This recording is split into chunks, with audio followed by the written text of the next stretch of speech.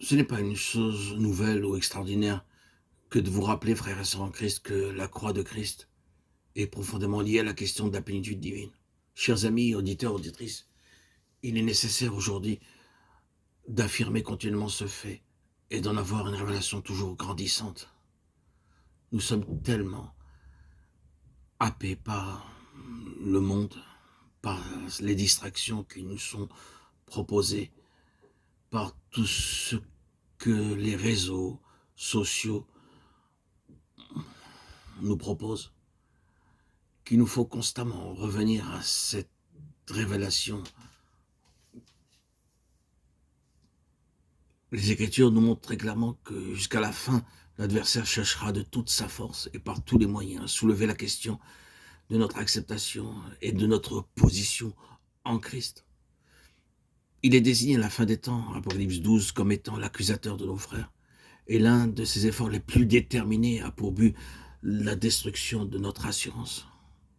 Il veut émousser notre confiance en Christ, notre joie de suivre le Christ, notre force intérieure que l'Esprit Saint nous accorde en nous régénérant. Et pour cela, il nous mine, il nous séduit par des distractions extérieures.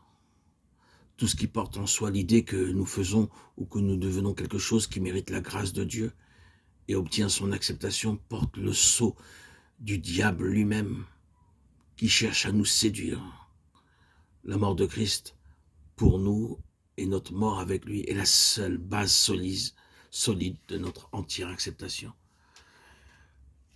Luther le dit simplement lorsqu'il s'écrie « Ô Christ, je suis ton péché, ta malédiction, ta colère de Dieu, ton enfer. Et toi, au contraire, tu es ma justice, ma bénédiction, ma vie, ma grâce de Dieu, mon ciel. » Il ne faut pas s'étonner, frères et sœurs en Christ, bien-aimés, auditeurs, auditrices, que le diable ait haï Martin Luther et qu'il l'ait assailli en permanence et si cruellement. Mais il n'y a pas seulement la valeur fondamentale, initiale et parfaite de la croix pour notre acceptation entière et incontestable. Il y a une signification de la croix qui est en relation avec la plénitude spirituelle et le fruit spirituel. C'est ce que Paul appelle être rendu conforme à sa mort. Philippiens 3,10. Ceci, frères et sœurs en Christ, bien-aimés, auditeurs, auditrices, chers amis, répétons-le, doit être gardé à part de notre justification et de notre accès auprès de Dieu. Combien de tragédies, de scandales, de défaites, de faiblesses, de morts, de limitations et d'égoïsme que nous rencontrons chez beaucoup de chrétiens et dans beaucoup d'institutions, de communautés, d'églises chrétiennes sont dues à la chair non crucifiée ou à la vie naturelle.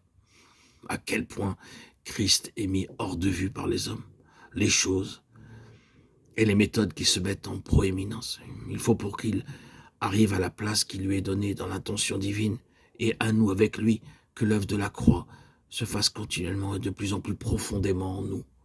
L'avez-vous compris, frères et sœurs en Christ?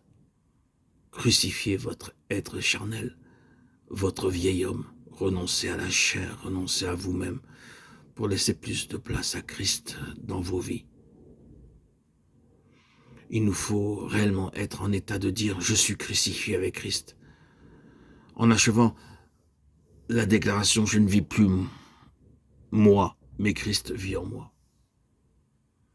Était-ce vrai? Je ne vis plus moi, c'est bien ce que Paul entendait. Mais qui peut connaître la profondeur de ce moi? Christ seul sait combien entière et profonde est l'œuvre de sa croix.